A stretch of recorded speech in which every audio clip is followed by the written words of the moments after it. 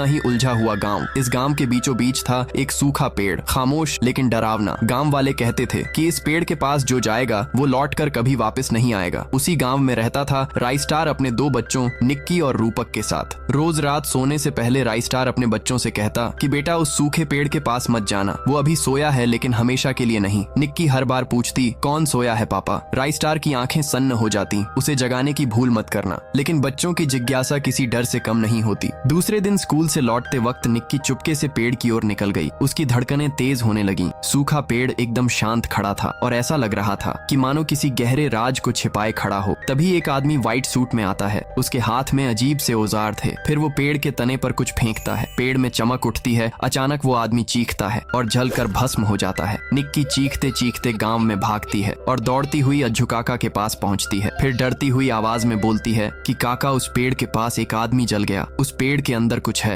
अज्जू काका का चेहरा पीला पड़ गया। उन्होंने गहरी सांस ली, जैसे कि कोई भयानक इतिहास दिल से बाहर निकाल रहे हों। सुनो बेटी, वो पेड़ नहीं एक श्राप है। कई सालों पहले इस गांव में 2 भाई थे, ज्ञान और रोक, और वो दोनों एक ही लड़की से प्यार करते थे जिसका नाम पीहू था, जो कि गांव की सबसे खूबसूरत ही नहीं बल्कि सोने की खदान की इकलौती मालकिन भी थी। पीहू को ज्ञान पसंद था लेकिन रोक को यह बात हजम नहीं हुई। एक रात उसने उन दोनों को मार डाला और पीहू की मुस्कान और ज्ञान का प्यार दोनों खत्म कर दिया। लेकिन प्यार ऐसे ही खत्म नहीं होता बेटी। ज्ञान का भूत वापस आया और रोग को भी खत्म कर दिया। तभी से गांव में अजीब सी घटनाएं होने लगी। गांव में चलता फिरता सोना दिखता और जो भी उन्हें छूने जाए तो उसका मृत शरीर मिलता। फिर एक तांत्रिक आया, उसने ज्ञान के भूत को एक पेड़ में बांध दिया और उसके नीचे एक लाल जड़ी बूटी रख दी और बोला कि जब भी कोई इस बूटी को उस पेड़ को चढ़ाएगा तो ज्ञान फिर से लौट आएगा। बस तभी से गांव वाले उस पेड़ से कांपते हैं और तेरे पापा वो उस भयानक रात को अच्छे से जानते हैं। निक्की की आंखें फटी की फटी रह जाती हैं। फिर थोड़े दिन बाद गर्मियों की छुट्टियां शुरू होती हैं। राइस्टार का दोस्त अमित गांव में आता है, जो कि एक लालची और मतलबी लड़का था। फिर निक्की उसे सब कुछ बताती है लेकिन अमित उसको मजाक में लेता है और बोलता है कि इतना डरना क्यों इस सूखे पेड़ से। फिर रात को सबके सोते ही अमित चुपके से सूखे पेड़ के पास चला जाता है। फिर पेड़ से एक आवाज आती है कि अमित तुम सबसे खास हो, अगर तुम मेरी हेल्प करोगे तो मैं तुम्हें इस गांव का राजा बना दूंगा। उसके बाद अमित चौंक कर पूछता है क्या करना होगा। फिर पेड़ बोलता है कि वो देखो लाल जड़ी बूटी पड़ी है, उसे उठाकर मुझे दे दो। अमित जल्दी से जड़ी बूटी उठाकर पेड़ को देता है। फिर अचानक पेड़ कांपने लगता है, सूखे पेड़ में जान आने लगती है और वो एक हरे भरे पेड़ में बदल जाता है। फिर उसमें से प्रकट होता है ज्ञान का भूत। फिर ज्ञान बोलता है कि तू भी उसी लालच का शिकार है, अब तू भी मरेगा। और अगले ही पल अमित चीखते हुए जलकर राख में बदल जाता है। दूसरे दिन गांव में शोर मचता है कि पेड़ अब फिर से जाग गया है। गांव वालों की आंखों में डर अब और गहरा हो गया क्योंकि ज्ञान का भूत अब फिर से जाग गया है। भानगढ़ अब फिर से अंधेरे में डूबने लगता है।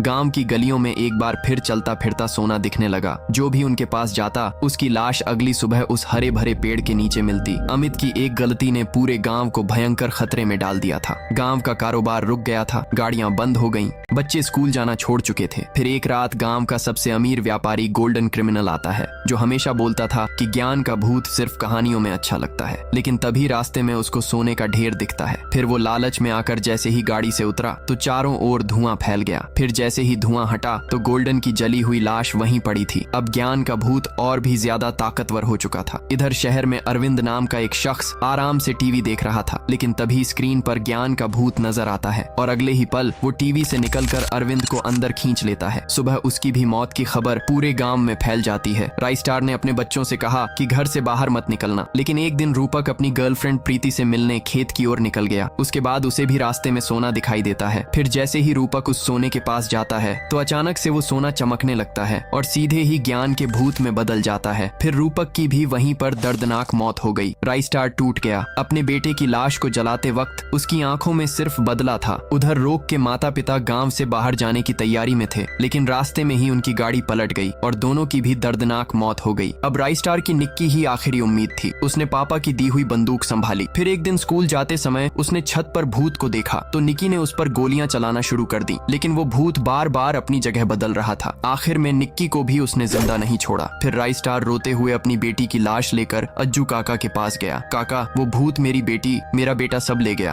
अब सब खत्म हो गया है, अब आप ही बताओ मैं क्या करूं। फिर अज्जू काका गहरी सांस लेते हैं और बोलते हैं कि एक उपाय है जिससे तुम उस अमित को हमेशा के लिए मिटा सकते हो, लेकिन इसके लिए तुम्हें अपनी बलि देनी होगी। फिर राइस्टार बोलता है कि मैं गांव के लिए अपनी जान देने के लिए तैयार हूँ और वैसे भी अब मेरे जीने का कोई फायदा नहीं है। फिर अज्जू काका बोलते हैं कि 2000 किलोमीटर दूर है कंकालपुर, वहाँ रहते हैं बाबा टुनटुन टुन वही तुम्हारी मदद कर सकते हैं। फिर रात होते ही राइस्टार जंगल के लिए निकल गया। रास्ते में शेर तूफान सबका सामना करते हुए आखिरकार वो कंकालपुर में पहुंचा। वहाँ चारों तरफ डरावनी आवाजें गूंज रही थी, लेकिन राइस्टार नहीं डरा। फिर तभी वहाँ पर प्रकट हुए बाबा टुन टुन। राइस्टार ने सब कुछ बताया। बाबा बोले कि अगर ज्ञान को मारना है तो तुम्हें खुद की बलि देनी होगी। फिर राइस्टार खुद को कुर्बान करता है। बाबा ने मंत्र पढ़ा और लाश से एक आत्मा निकाली। उसका नाम था ब्लैक माफिया, जो कि चलता फिरता हैवान था और उसका शरीर आधा राइस्टार और आधा शैतानी जादू से बना था। ब्लैक माफिया उड़ता हुआ वापस गांव में आता है। गांव तबाह हो चुका था। फिर ब्लैक माफिया बोलता है कि ज्ञान हिम्मत है तो बाहर आ। फिर ज्ञान का भूत अपनी पूरी भूतों की सेना के साथ सामने आया। फिर शुरू हुआ एक महायुद्ध, एक सच्चाई के वैताल और भूतों की सेना के बीच। उसके बाद दोनों में भयंकर युद्ध होता है। आसमान से बिजली गिरी, चारों ओर धुआं छा गया। आखिरकार जैसे ही धुआं हटा तो ज्ञान का भूत जमीन पर गिरा पड़ा था। तभी आसमान से बिजली गिरती है और ब्लैक माफिया सीधे ही राइस्टार में बदल जाता है। फिर से भानगढ़ में खुशहाली छा गई। लेकिन एक रात सोने की खान से एक आवाज आने लगी, जो कि अजीब और डरावनी थी। इस आवाज में कुछ ऐसा था जो रूह तक को कंपा देता। ये आवाज उस तांत्रिक की थी जो खान में बीचों बीच आग जलाकर मंत्र पढ़ रहा था। उसके सामने पड़ी थी पीहू की लाश। तांत्रिक अपनी तंत्र मंत्र से उसकी आत्मा को फिर से जीवित कर रहा था। कुछ ही देर में आग की लपटें और मंत्रों की गूंज के बीच पीहू की आत्मा जाग उठी, जो कि अब उस तांत्रिक के वश में थी। तांत्रिक का मकसद भानगढ़